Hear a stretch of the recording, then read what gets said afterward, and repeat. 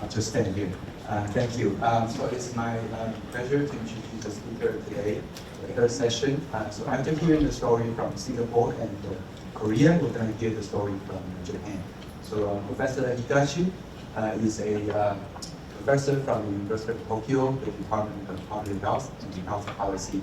And before returning to the University of Tokyo, Professor Higashi served in the National Cancer Center, and he's in charge of the cancer registries, as well as the program to evaluate cancer care quality in Japan. And importantly, he also ran a very important patient experience survey system in Japan. So we're going to hear about the intention and reality of colorectal cancer screening in Japan. So let's go.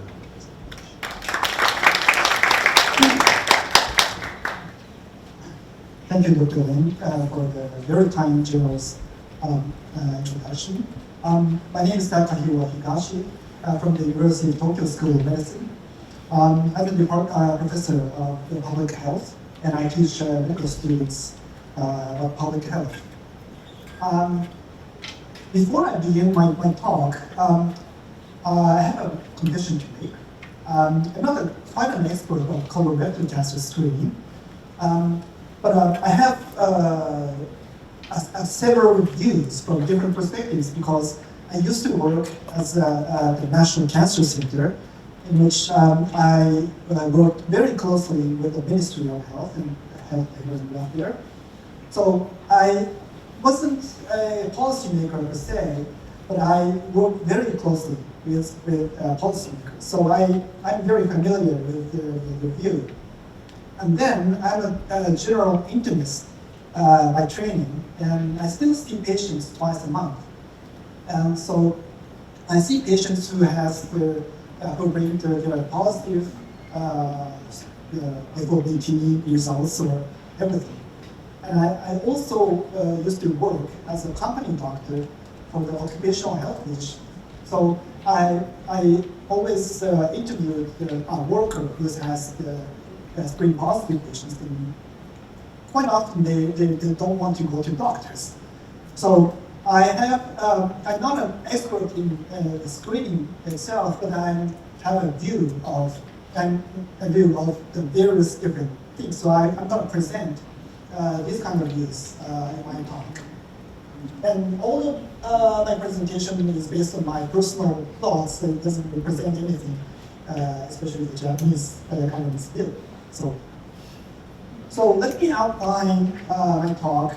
So I will first explain the structure of cancer screening in Japan, and then I explain how evidence shape policy recommendation, and they are sometimes very strict. And then I compare this perspective with the view of clinicians who face in daily life patients who in reality, and then I will propose some solution for better shared decision making with the patient. So the big picture is like, the policymakers very much emphasize evidence, while clinicians face the real life patients and want more flexibility. So to connect the two is a very big challenge. So let me start by explaining the structure of cancer screening in Japan. So screening programs have two types. One is a population-based screening, and the other is opportunistic screening. So population-based screening is managed by public entities like municipalities, and it aims at 100% participation rates. And it aims at reducing mortality of the target cancer, and uses only screening methods that have proven evidence to reduce mortality. And so it's a policy implementation. It's part of the cancer control policy. So the benefit must exceed harms objectively. Opportunistic screening, on the other hand, are provided by private sectors, and it's very popular in Japan. It's sometimes called human dock, like a dockyard in a ship to fix the braking and so on. So it's like putting the putting a person to the dockyard and find something wrong and fix everything that's fine. So cancer screening can be part of that. And in that way, it doesn't really aim at reducing mortality. Well, it's a part of their purpose to reduce mortality, but it's like a service. So if the purchaser wants the cancer to be detected, it's okay, whether or not it decreases mortality. So individual participants have to evaluate on their own benefit and harms. Yeah. So when I talk about the cancer screening program, I just focused on population-based screening. So let's forget about opportunistic screening or human doc, and I can talk later about somewhere else. Population-based screening is usually based on the national guidelines. Well, I put the handouts that we have as an older version of the recommendation, so I revised it. So we have 5 cancer types targeted for screening: the stomach, colorectal, lung, breast, and cervical cancers. And each cancer screening program has a target age and intervals and methods specified. So for colorectal cancers, the target age is 40 years or older, and we don't have the upper limit of the screening. And the method is the fecal immunochemical test FIT every year.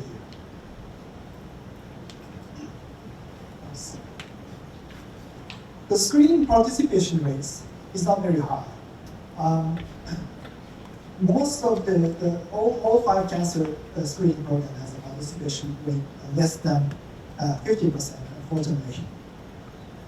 For colorectal cancer, the overall is here, the 41.5%. That's quite similar to the Singapore situation. Well, should I be happy about that one? I don't know. But it's not very high, so we need that improvement.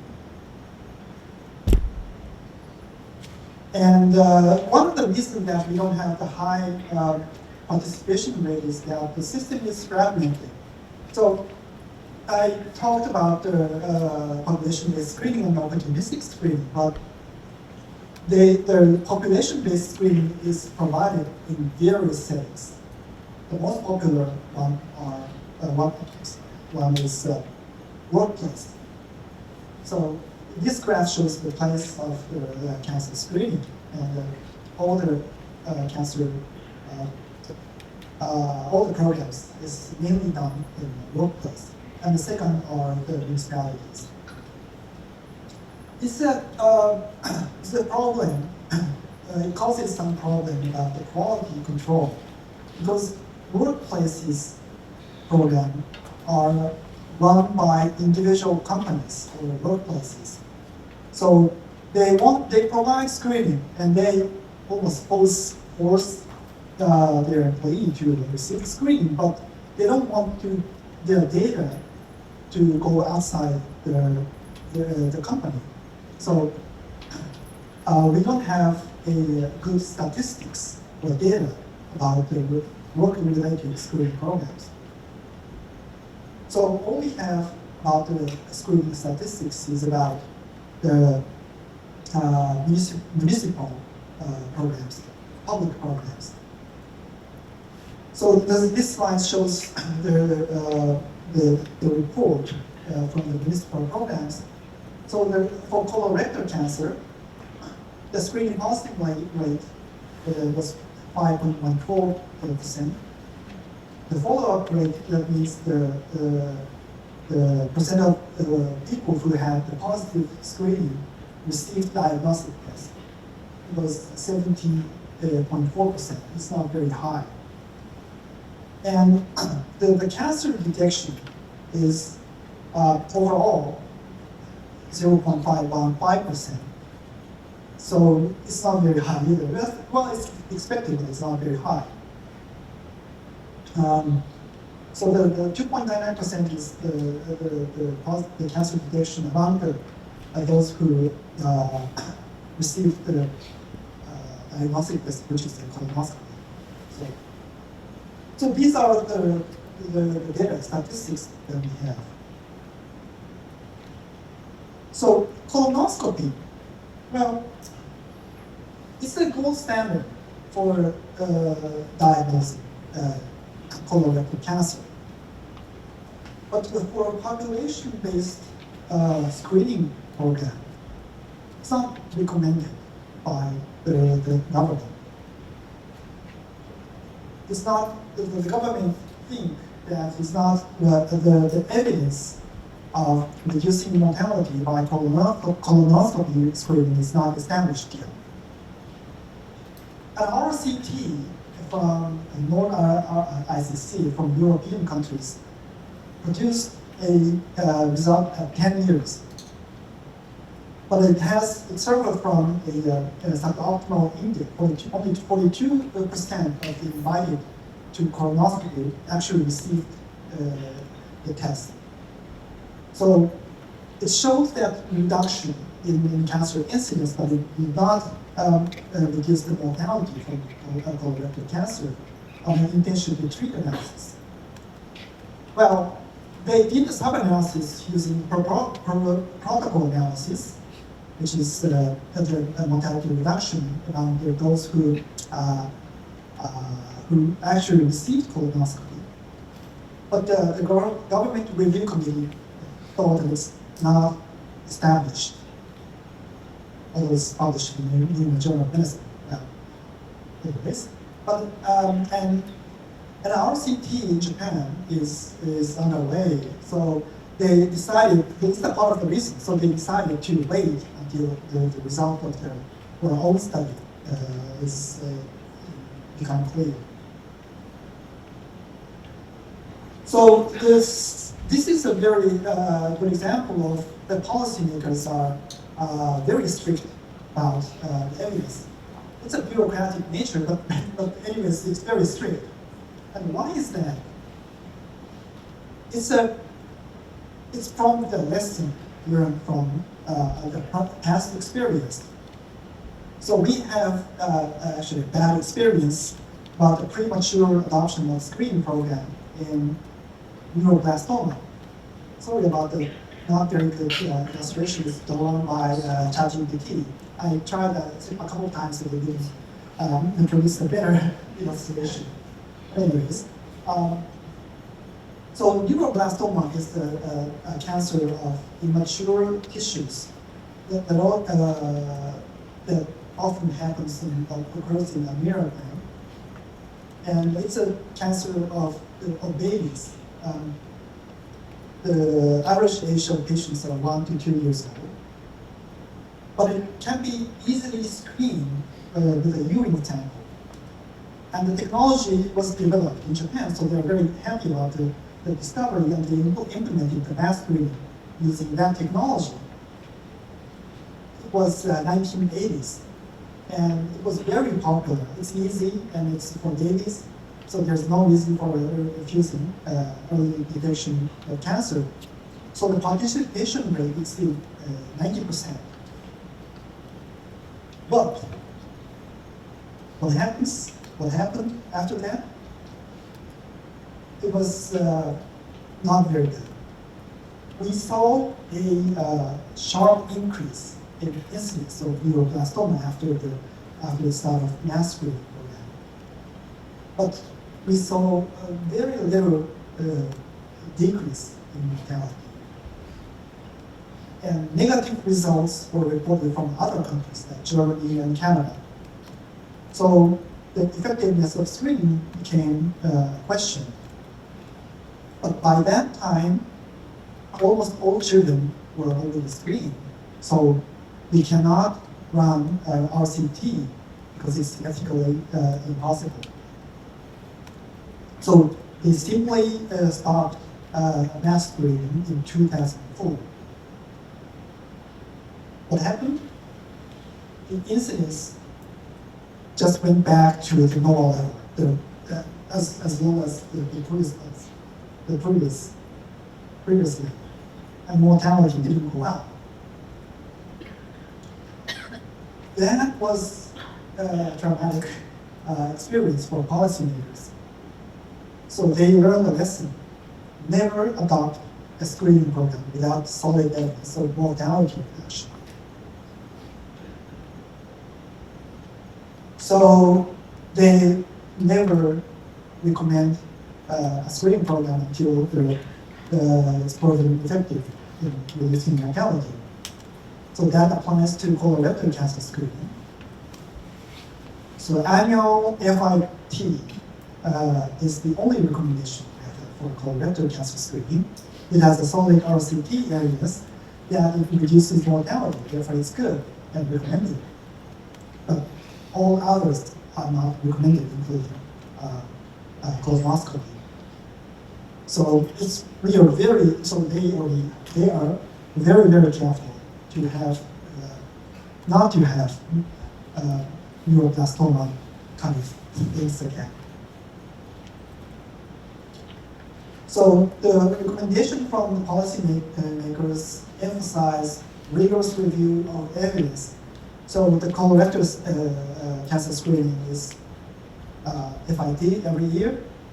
All people with positive FIT should receive colonoscopy, either the fiber colonoscopy or CT colonoscopy.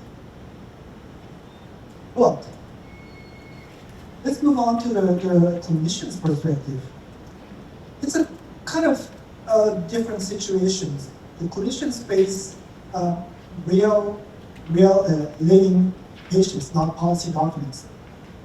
So the shared decision making is essential. If patients don't want screening, we cannot force them to receive one. Pushing too much may risk patient-doctor relationship. And from the patient view, an important question is, what is the probability that screening test will actually find something important? So probability, we can refer to statistics. Screening positive rates is 5.14%. So overall, it's the probability to detect to have the positive screening, 5%. And probability of finding cancer, colorectal cancer, is 0.15%. Is it good? 5%. A little about the conventional alpha level when we talk about p-values in all the research. So it's a little more than 5% while we are happy, but it's that level. 0.15% is almost zero. So what's the point of going through the colorectal cancer screening? In the view of the clinical patients. And finding cancer when they have positive FIT is 2.99%. We usually recommend colonoscopy for screening positive person or patient. But still, it's a little less than 3%. Is it big enough? 3%. We need to interpret 3% is pretty difficult. So I found another example of how we should interpret 3%. This is a scoring system called the 3-star scoring system to predict occurrence of coronary artery disease in 10 years. So based on clinical factors, we add up these points. And based on the total point, we stratify the probability, well, we predict the probability of having coronary artery disease in 10 years. So the points less than 45% is associated with the probability of having CRD of 2%, and it's termed low risk. So we need to be careful not to overtreat patients. So that's the take-home message from those through the scoring system. In 3% is termed low middle. That is the interpretation of the risk. 3% here. Should we do something? It's a very tough call. And when we present these numbers, I'm not quite sure whether any patients want to go through the colonoscopy. So I usually don't present those numbers to my patients. Just recommend the colonoscopy if they probably have a screen positive. But I have this experience. A worker, when I was working in a company, a worker had a positive cord blood through FOBT. But he didn't want to go to take a day off. He was very busy and he enjoyed working and he liked his job. And he worked as a team, so he didn't want to burden the co-workers, colleagues, by taking a day off for colonoscopy. So we had a pretty much heated discussion. So with me. So the company doctor, me actually, persuaded him to go and take a day off for colonoscopy. And the result was that he had a small polyp and hemorrhoid. And the doctor who did the colonoscopy said that he doesn't need any treatment. Then next year, we had an annual checkup for FIT. He had positive OB again. What should I do? Well, that's a very big problem. So we have a great chance of negative results again. But if I push too much and the worker had a negative result again, then I will probably lose the trust of the worker. It's like a boy who cried wolf. It's a boy who cried wolf situation. Just for your information, it's drawn by ChatGPT. This time it was very good. So that situation happens all the time.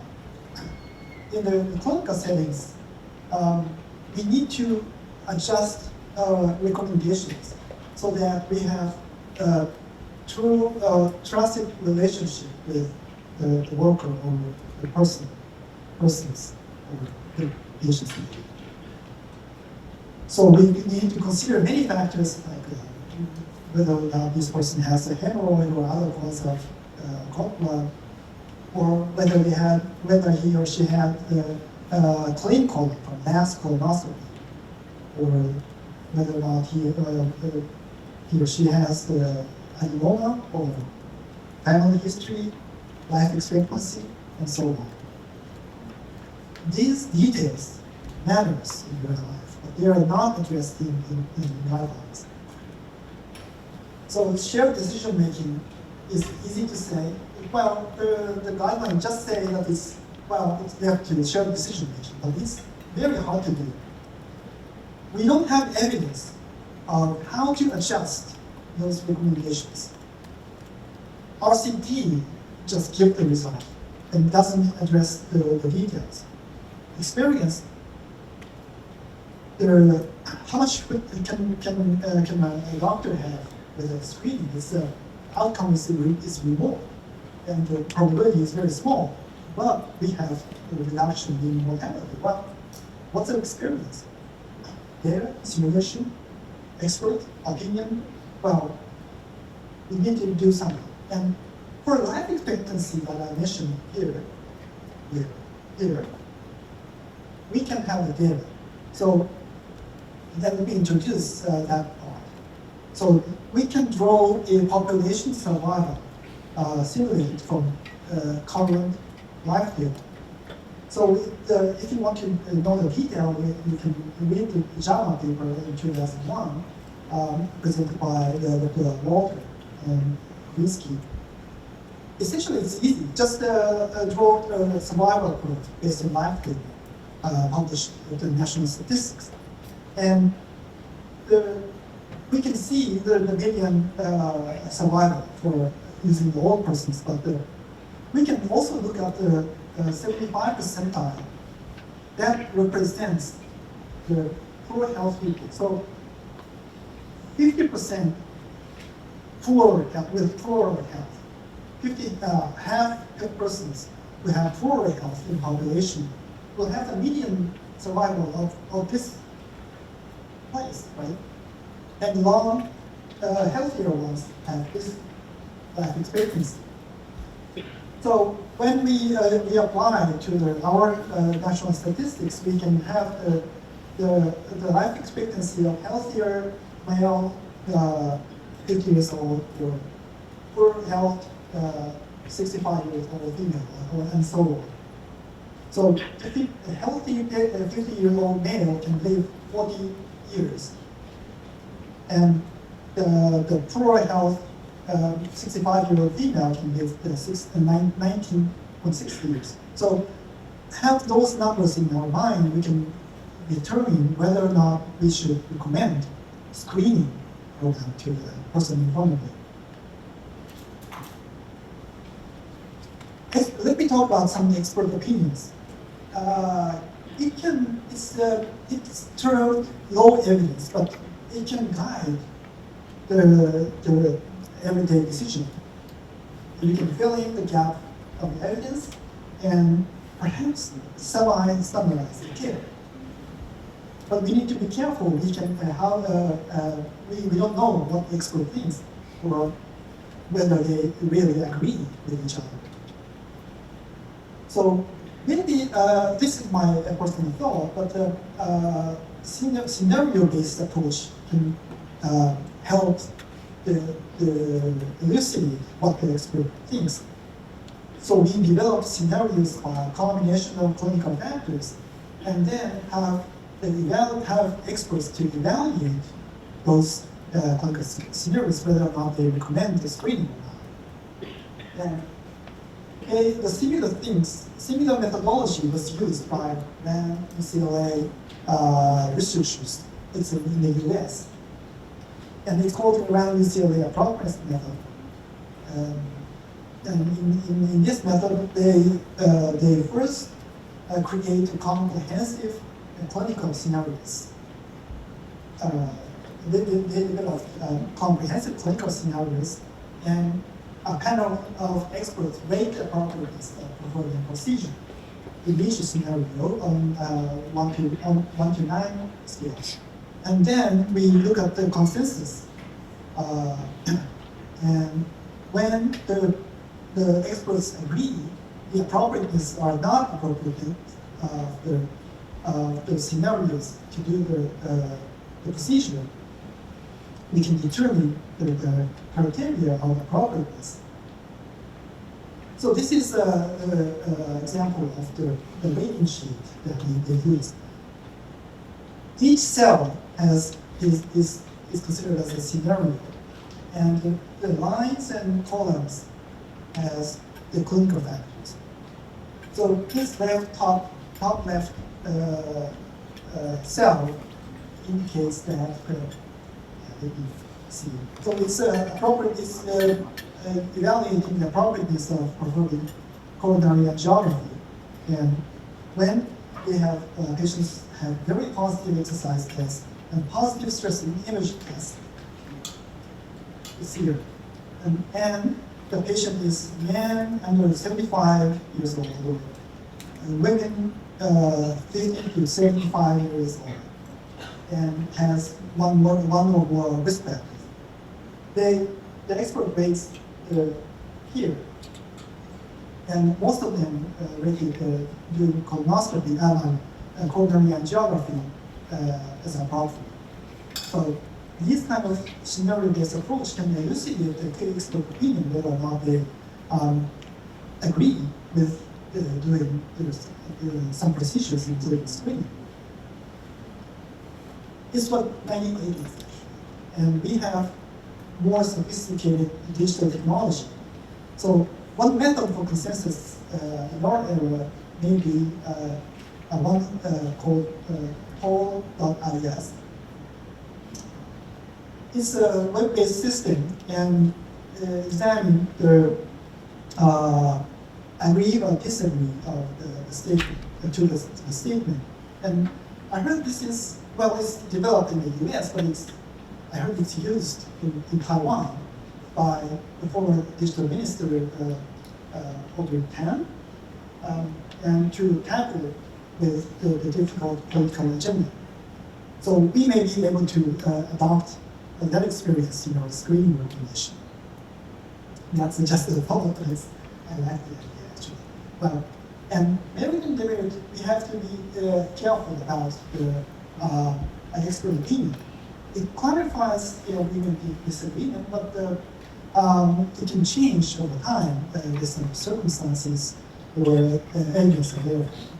So we need to be very careful not to overstandardize based on clinical opinions, expert opinions. And maybe we don't need to stick to expert opinion. We need to do some majority vote and rely on collective wisdom. In a political economy field, there is a famous political economist called Losses, and he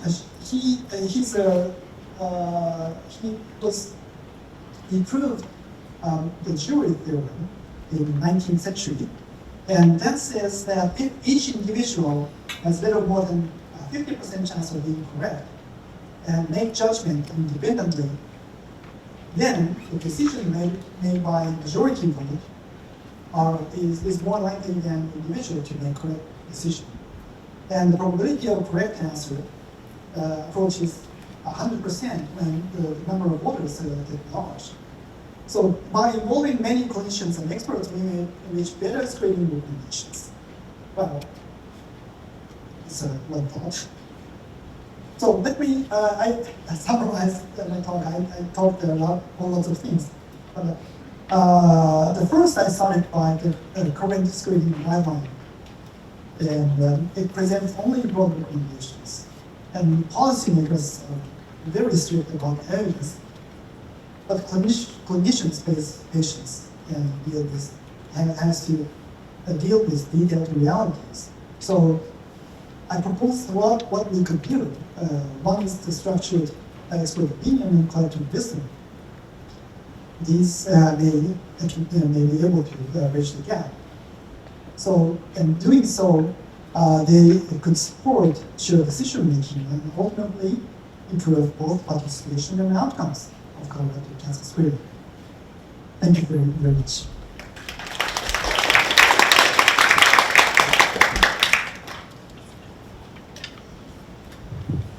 Thank you so much, Yashi, for this very interesting talk. Any questions from the audience? I think it's about 3-4 minutes.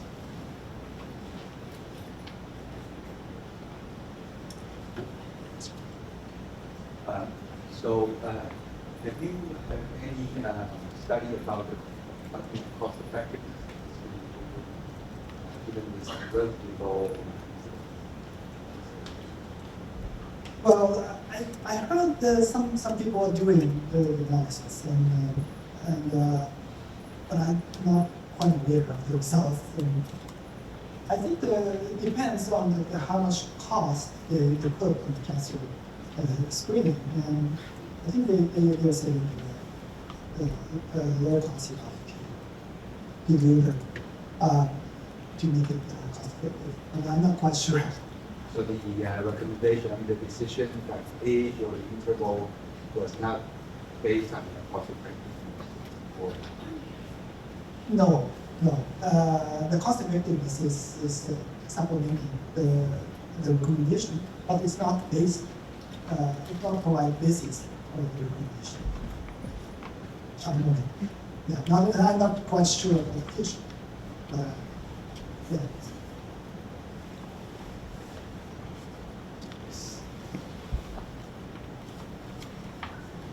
Thank you, Dr. Hibashi. Just one simple question on your second point in this page.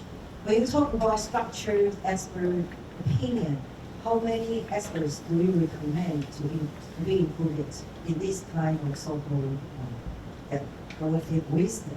And what kind of experts or how kind of specialties can be considered as the expert in your recommendation? Thank you. Yes, conventionally, when the RAN and UCLA researchers do this kind of work, they gathered 10 to 15 experts. But they put much emphasis on the discussion, so that's why they limited the number. But the Condorcet's jury theorem says that the more we have, the better the decision. So I think the way to go is that we collect as many clinicians or experts as possible to vote the scenario, as long as they can think independently. So when they get together and do some advocacy kind of things to vote one way, that doesn't make any sense to reach doesn't make any sense, or it breaks the assumption of getting the correct answer. So as long as they vote independently or think independently, it's the answer will be as many as possible.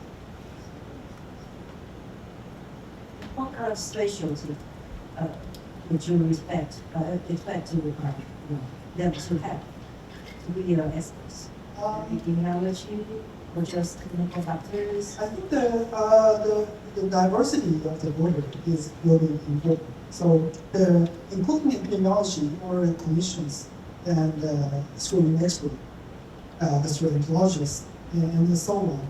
Well, this diversity is really important, and it leads to the independent voting also. In my opinion. Because of the time constraint, we thank Professor Higashi again. Thank you for your wonderful talk. So before we close that